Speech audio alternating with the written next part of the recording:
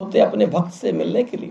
भगवान कहते हैं भक्त को जितनी व्याकुलता होती है ना, उससे कहीं ज्यादा व्याकुलता भगवान को होती है मिलने की। क्यों? कि भक्त के पास में स्वार्थ होता है, भगवान के पास में स्वार्थ नहीं होता है। जैसे पिता का पुत्र से कोई स्वार्थ नहीं है। पिता क्या चाहता है कि मेरा बेटा अच्छा संस्कारी हो जाए, मेरा बेटा बड़ा पवित्र हो जाए, और क्या कहते हैं, मेरा नाम करेगा रोशन, जग में मेरा राज दुलारा, तुझे दीप कहूं या तारा, मेरा नाम करेगा रोशन, जग में मेरा राज दुलारा। पिताजी सिर पे चाहते हैं कि समाज में एक अच्छे पुत्र के रूप में वो उपस्थित रहे। क्यों? कि कलंकित ना रहे कुल मिलाकर के, क्योंकि कलंकित होगा तो कई पीढ़ियों को कलंकित करेगा वो। और जब उसके अंदर पवित्रता होगी तो पवित्रता ही पवित्रता। आप देखिए वृक्ष में फल सड़े भी होते हैं, लेकिन क्या सारे वृक्ष के फल सड़े होते हैं? सारे फल तो सड़े हो नहीं सकते, एक आध दो फल सड़े भी होंगे तो कोई फर्क नहीं पड़ता है। हम कहते हैं कि हमारे पास देखो आप कितने सारे बच्चे आते हैं, आप लोग आते हैं, अगर किसी के मन में कोई एक आध पाप भी चल रहा है तो चलने दो, कोई दिक्कत, उससे हमको दुखी नहीं होना है, क्योंकि संसारी है वो। संसारी व्यक्ति से आप दुखी होकर के क्या पाएंगे? लकड़ी का काम क्या होता है? हम लोग कहते हैं ना, जीते भी लकड़ी मरते भी लकड़ी, देख तमाशा लकड़ी का। हम लोग भी लकड़ी जैसे हैं। हमारा जीवन कितना उपयोग में आ रहा है? हम लोगों का जीवन उपयोग में आना चाहिए वृक्ष जैसे। वृक्ष का जीवन देखो आप, शुरू से आखिरी तक, जिस दिन से वो थोड़ा सा भी तैयार होता तो लोग कुल्हाड़ी लेके पहुंच जाते हैं। सबसे पहले दतून तोड़ते हैं, फिर थोड़ा मजबूत होता है तो थोड़ा उसकी और डिगाल तोड़ते हैं, फिर थोड़ा और मजबूत होता है तो कहते हैं चलो कुल्हाड़ी लेके फरसा लेके बांका लेके चलो। लेकिन वृक्ष कहता नहीं है ये लोग फरसा लेके आए थे, इसको मैं फल नहीं दूंगा। कहते हैं वो फरसा से कल उसने काटा था और आज फल वहीं पे गिरा, तो वहीं पे उसी की छाया में बैठ के आदमी जो है फल भी खा रहा है, और कल क्या कर रहा था? उसी पेड़ को काट रहा था। लेकिन ये वृक्ष का काम होता है। वृक्ष के द्वारा कभी किसी का अहित होता नहीं है। तो क्या आपका जीवन वृक्ष जैसा नहीं हो सकता? बिल्कुल हो सकता है। वृक्षों से भी ज्यादा अच्छा जीवन हो सकता है हमारा।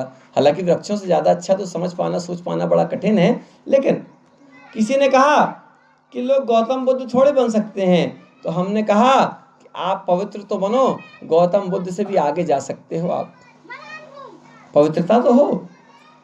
अरे राम से भी आप आगे जा सकते हो, कृष्ण से भी आगे जा सकते हो, शिव से भी आगे जा सकते हो। इन लोगों के अंदर था क्या? इन लोगों के अंदर समर्पण था ना।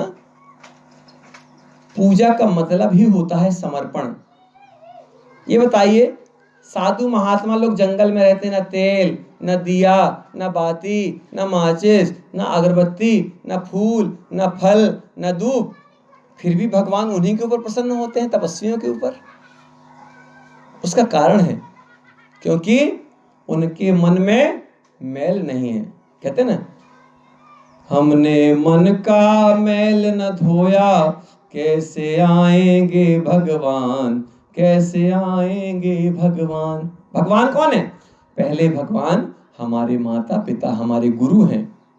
कहते ना, गुरु गोविंद दो खड़े, काके लागू पांव, बलिहारे गुरु आपकी, गोविंद दियो बताए। भगवान भी कहते हैं कि गुरु से बड़ा कोई नहीं है। क्यों?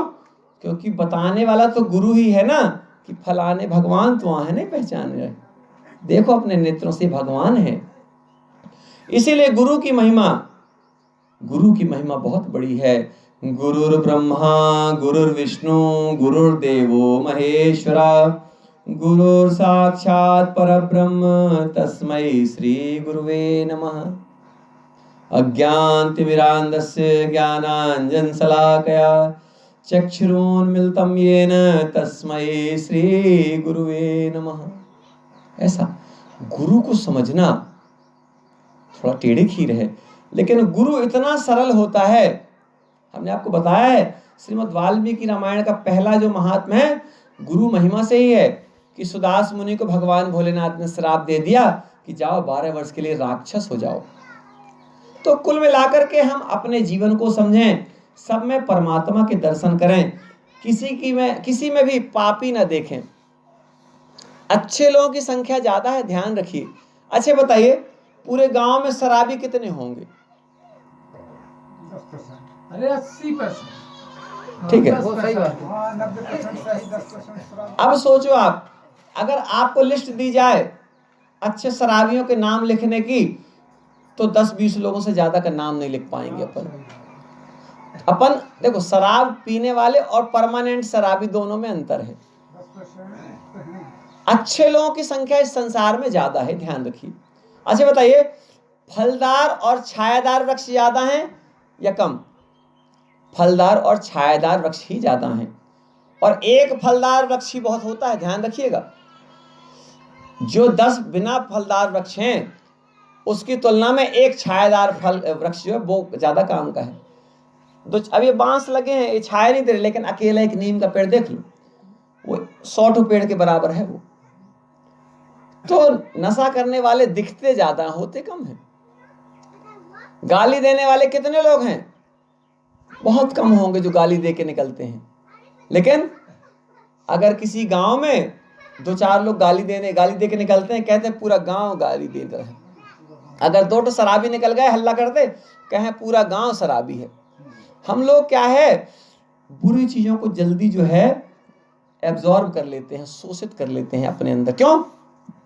कमियां चूंकि हमारे अंदर भी हैं। हम लोगों के अंदर जो होगा हम सामने वाले वो देखेंगे। हमारे अंदर अच्छाई कम होगी, हम सामने वाले में अच्छाई कम देखेंगे। नियम है, जैसी दृष्टि वैसी सृष्टि। आपका चश्मा खराब है तो सामने वाले का चेहरा धुंधला दिखेगा कि नहीं? बताइए, खराब क्या है? चश्मा। खराब चश्मा, और धुंधला कौन दिख रहा है? सामने वाले का चेहरा। तो क्या कहेंगे आप कि उसका चेहरा खराब है? उसका चेहरा खराब नहीं है, हमारी आंखें खराब हैं, हमारा चश्मा खराब है। तो जैसी दृष्टि वैसी सृष्टि। इसलिए प्रयास करिए, अपनी दृष्टि को पवित्र करिए, अपनी दृष्टि से किसी के प्रति हेय बुराई ना दिखे। क्योंकि देखो, कमियां सब में है, ध्यान रखिए। संसार में ऐसा कोई प्राणी नहीं है कि जिसमें कमियां ना हो, चाहे वो हम हो और चाहे आप हो। और हो सकता है आप में ना हो तो ना हो भाई, हम में तो कमियां हैं। आप में नहीं हो हम नहीं कह सकते, लेकिन हमारे अंदर तो हैं कमियां। तो हमारे अंदर कमियां, तो क्या करना है? मुझे अपनी कमियों को सही करना है। ये मेरा जीवन है तो मेरी कमी न रह जाए। मैं अपने जीवन को सुधारूंगा, अपनी गलतियों को सुधारूंगा, और जब मैं अपनी गलतियों को सुधारते जाऊंगा तो एक दिन मैं परमात्मा का सच्चा बेटा बन जाऊंगा, परमात्मा का सच्चा भक्त बन जाऊंगा। और तो और परमात्मा क्या कहते हैं कि मैं तुमको परमात्मा बनाने के लिए भेजा हूं नीचे। तुम स्वयं परमात्मा बन सकते हो बेटा। तुमको परमात्मा को पूजने से ज्यादा परमात्मा बनने की तुमको होड़ लगानी है। इसलिए इस बात को हम संकल्पित भाव से समझें, सोचें, विचार करें। क्यों आए हम इस संसार में? इस संसार में हम इसीलिए आए हैं, हमारी यात्रा नर से नारायण की यात्रा है। हम कथा में लगभग 4-5 बार इस बात को इसीलिए याद दिलाते हैं। हमारी यात्रा नर से नारायण की यात्रा है, नर से नारायण की यात्रा है। हमको भगवान जैसा बनना है, परमात्मा जैसा बनना है। और जिस दिन आपने बार बार करना क्या, रोज याद करना है। जब हम दर्पण के साथ सामने जाते हैं तो क्या कहते हैं? थोड़ा यार बाल सफेद हो गए, आज थोड़ा चेहरे में झुर्रियां हैं। अरे झुर्रियां मत देखिए, कौन रोक पाया इन झुर्रियों को? कौन रोक पाया सफेद बाल नहीं हो पाए? कोई रोक नहीं सकता है। हाँ, रोक क्या सकते हैं? हमारे द्वारा होने वाले जो पाप हैं, हमारे द्वारा पाप ना हो, इस चीज को हम रोक सकते हैं। रोकेंगे कैसे? परमात्मा से प्रार्थना करके, प्रभु मुझे सबसे अच्छा बना दो ना, प्रभु मुझ पर कृपा करो, मैं सबसे अच्छा बन जाऊं। कोई ना कहे अच्छा, लेकिन मैं सबसे अच्छा बन जाऊं। प्रभु मैं किसी का नुकसान ना करूं, प्रभु मेरे द्वारा किसी का अहित ना हो, प्रभु ये मांगना है। और जब ये मांगेंगे, आप कोई पुस्तक ना पढ़ें, कोई जरूरत नहीं पड़ेगी आपको, कोई ग्रंथ ना पढ़ें, कोई जरूरत नहीं पड़ेगी आपको। सबसे बड़ा ग्रंथ है आपकी आत्मा। जिसने अपनी आत्मा को पढ़ लिया, भैया बताइए, अब हम सामने पुस्तक रखी है, लेकिन जो यहां से आवाज निकल रही, क्या वो पुस्तक से निकल पाएगी? पुस्तक में तो आ नार और ABCD से ही मिलकर शब्द बने हैं, लेकिन हमारे जो हृदय में जो शब्द तैयार होते हैं, वो शब्द जो हैं, उसका आनंद अलग होता है, उसके दुख से भी आनंद है। आप उसमें पवित्रता को देख पाते हैं, आप उसमें समर्पण को देख पाते हैं, आप उसमें शालीनता को देख पाते हैं, आप उसमें सरलता को देख पाते हैं। तो हम सब संकल्पित हो कि हम परमात्मा जैसे पवित्र बनेंगे, परमात्मा जैसे समर्पित बनेंगे। हमारे सामने ऐसी कोई नकारात्मक ऊर्जा ना हो, हमारे सामने किसी का नुकसान ना हो। परमात्मा श्री राम जी की कथा में जो बात आती है, वो इसीलिए आती है कि उन्होंने राक्षसों का वध करने का संकल्प ले लिया था। बोले माता जी लोगों को प्रेम भी देना है, तो कुछ दिन जाकर के थोड़ा अयोध्या में भी टाइम पास कर लेंगे, कुछ दिन पंचवटी में गुरु जी लोगों के साथ रह लेंगे, और कुछ दिन जाकर के चित्रकूट में ही मंदाकिनी नदी के दर्शन करेंगे। और जटायु जैसे कहते हैं, बाबा जी हम गरीब हैं। अरे गरीब कोई नहीं है संसार में। आपने देखा जटायु के पास कितनी संपत्ति थी? जटायु के पास कितनी संपत्ति थी बताइए? सबरी के पास कितनी संपत्ति थी बताइए? इनके पास संपत्ति नहीं थी। हनुमान जी के पास कितनी संपत्ति थी? इन तीन लोगों को आप देख लीजिए जीवन में, जटायु, हनुमान जी और सबरी, और भगवान किसको मिले हैं? इन्हीं तीनों को मिले हैं भगवान।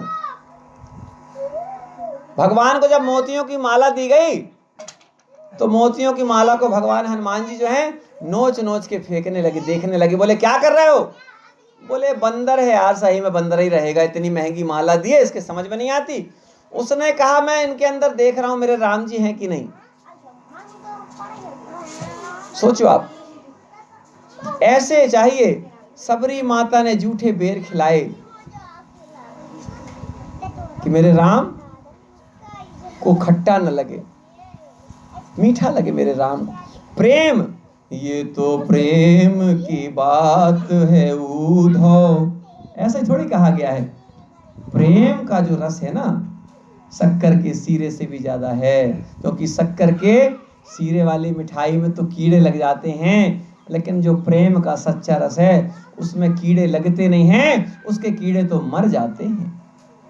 इसलिए हमारे हृदय में हमेशा प्रेम होना चाहिए, समर्पण होना चाहिए, संवेदना होना चाहिए। जिसके अंदर सत्य, प्रेम, सद्भाव, समर्पण होगा, वो जीवन में वो प्राप्त करेगा जिसकी आप और हम कभी कल्पना नहीं कर सकते।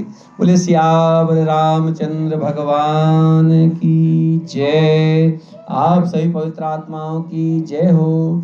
धरती माता की जय, भारत माता की जय, महंत बाबा की जय, महानदी मैया की जय।